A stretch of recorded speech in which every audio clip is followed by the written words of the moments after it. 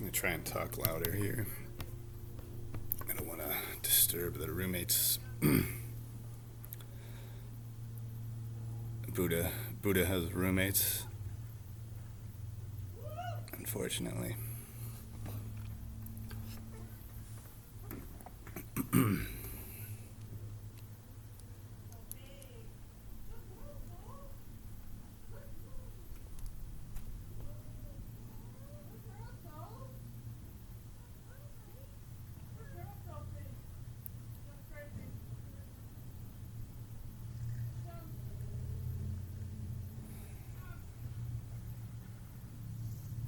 It is hard to think of things to say.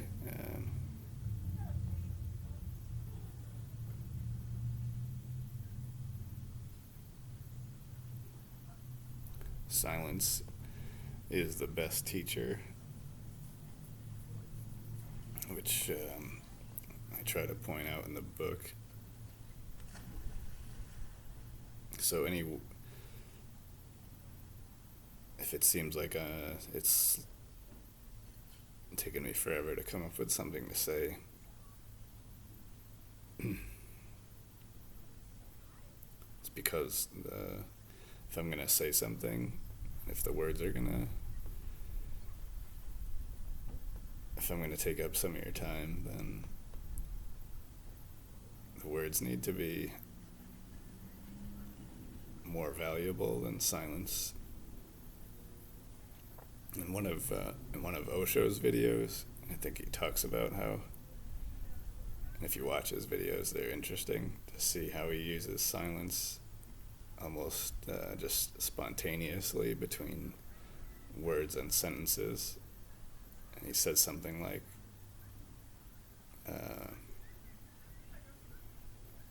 I only use words to force in uncomfortable silence or just spontaneous silences, which he does with great skill. And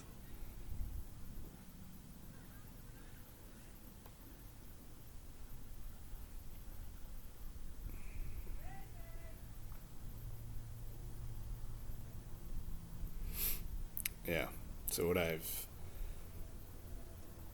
I say has to be more valuable than saying nothing, which is pretty difficult, unfortunately. But, the language is the mind. The language creates a split and it moves. It moves us in a direction, determines a course, and the mind is a means to an end. So when you're looking for,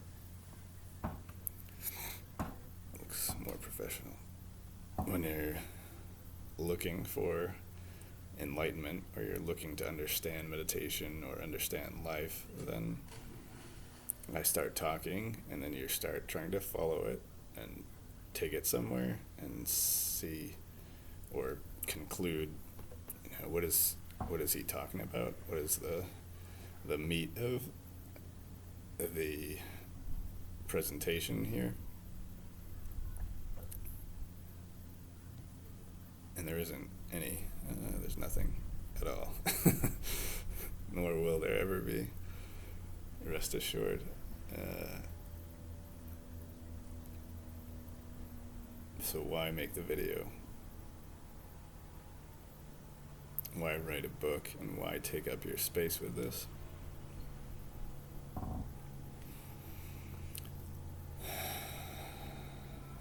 It's a good question.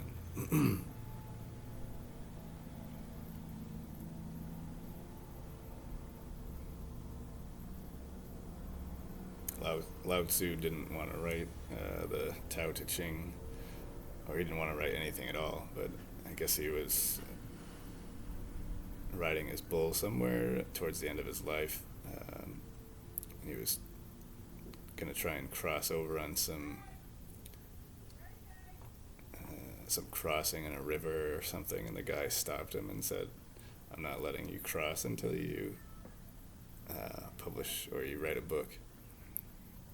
And he didn't want to do it, but I guess he wanted to get across the river bad enough, and so he wrote the Tao Te Ching, which is, one of the oldest and most well-known religious or spiritual books out there.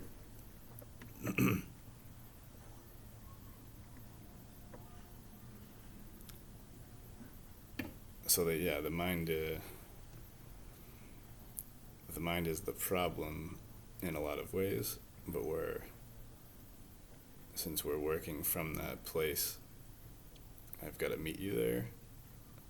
I've got to use this medium of communication because it's all we've got, and I could say nothing, and I did that for a very long time. It just seems to me that we're at a point where we haven't really got a choice anymore. We've got to stop this insane machine of our collective mind and take a look at what we're doing to ourselves through meditation. And that's considered an awakening, both individually and as a species at large. The word Buddha means the awakened one, literally. And we hear meditation being used as, or being described as a process of waking up.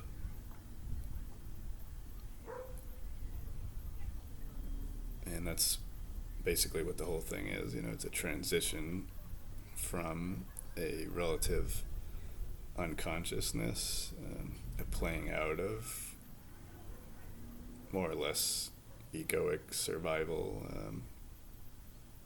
instincts, trying to get something from the world or trying to build up a story of who I am or what the self is or what Jeff has or is.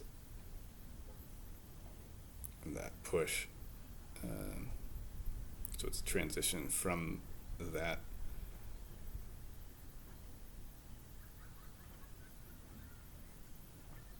kind of a expenditure of energy to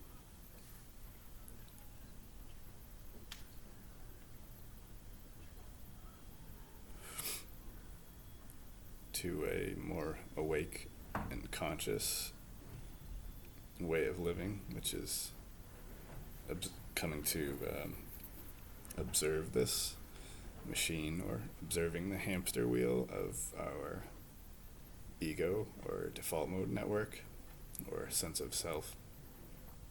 And by shining a light on it, we are by definition creating a split. So, initially we are working basically on autopilot as whatever name or identity we have and whatever story we're trying to build. And so by meditating, we're becoming conscious of that process. That means that we are not that person, because who would be watching them? Or what is it that is witnessing the self? Or how is it that we know that the me is happening at all? We're aware of it, which means that what we are fundamentally is not this limited, temporary human being. That is just one more passing phenomena on the screen of infinite consciousness, which is what we are. So, for obvious reasons, and what I go into in the book a lot, is that